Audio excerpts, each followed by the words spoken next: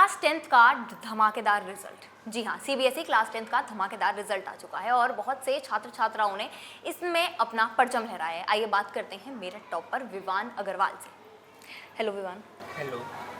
अच्छा विवान, पहला सवाल मेरा जो आपसे होगा वो ये होगा कि इस पूरी जर्नी में, एग्ज़ाम प्रेप में सबसे ज़्यादा मोटिवेशन कहाँ से मिली आपको? जैसे टीचर्स होते हैं, हमारे पेरेंट्स होते हैं, उसमें मैं आपसे पूछना चाहूँगी, और इवन फ्रेंड्स भी, बहुत से फ्रेंड्स जो हमारे होते हैं जो हमें पढ़ाई करने के लिए बहुत मोटिवेट करते हैं, तो आपको सबसे ज़्यादा मोटिवेशन कहाँ से मिली, किस तरीके से मिली?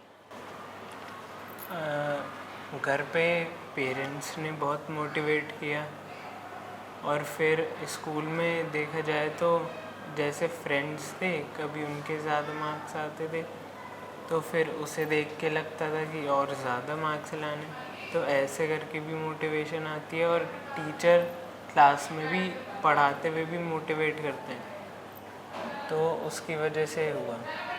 ओके, तो एक क्वेश्चन जो हर कोई बच्चा भी पूछता है और पेरेंट्स के भी मन में होता है कि कहीं सोशल मीडिया, मोबाइल फ़ोन या टीवी हमारे बच्चे के लिए डिस्ट्रैक्शन तो नहीं बनता जा रहा? तो वो आप मुझे बताओ कि क्या सोशल मीडिया या इस तरीके का कुछ आपके लिए डिस्ट्रैक्शन बना पढ़ाई के दौरान, तैयारी के दौरान? डिस्ट्रैक्शन तो नहीं रहा क्योंकि मैं शुरू से ही यूज़ नहीं करता था इंस्टाग्राम, फेसबुक, शुरू से ही यूज़ नहीं करता था मैं यूट्यूब यूज़ करता था थोड़ा सा, और 10th में यूट्यूब भी यूज़ मैं एजुकेशन वीडियोस देखने के लिए करने लगा, लेक्चर देखने के लिए, तो फिर उसका बेनिफिट हुआ। ओके, फेवरेट सब्जेक्ट कौन सा है आपका? Favourite mathematics. ओके, और ऐसा कोई सब्जेक्ट या ऐसा कोई पर्टिकुलर टॉपिक है जो बहुत आपके लिए ऐसा था कि out of my league kind of, और उस पर बहुत ज़्यादा मेहनत करनी पड़ी हो आपको? इंग्लिश। इंग्लिश पे? ओके, हाउ इंग्लिश, हाउ मतलब, क्योंकि आजकल तो इंग्लिश सब लोग यूज़ करते हैं, तो कैसे?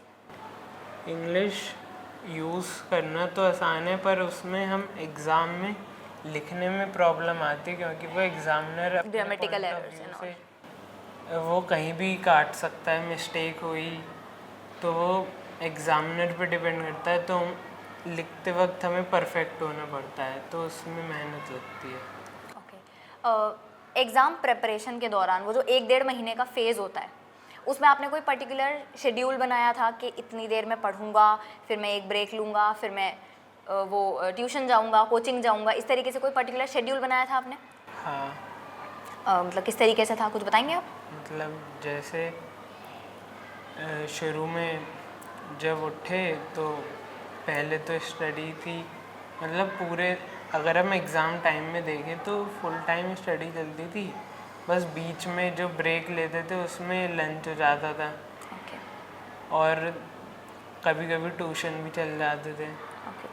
बस यही होता था एग्ज़ाम टाइम में। और रेगुलर डेज़ में थोड़ा सा हमें अपनी हॉबीज़ को भी टाइम देना चाहिए, मतलब पूरे टाइम स्टडी से कुछ नहीं तो होगा। अपने साथ साथ हॉबीज़ को आप लेके चले। अच्छा, क्या हॉबीज़ हैं बाय द वे आपकी, कुछ एक दो बताएंगे? हॉबीज़ जैसे ड्राइंग। अच्छा, आपको आर्ट पसंद है। ओके, इसके बाद क्या सोचा है विवान, मतलब 11th में क्या सब्जेक्ट लोगे, उसके बाद 12th के बाद क्या करोगे, कहाँ कॉलेज जाना है, कुछ सोचा है इस बारे में? 11th में मैंने PCM लिया, अभी फिर आगे जेई का बोला। ओके, जेई में जाएंगे आप। ओके।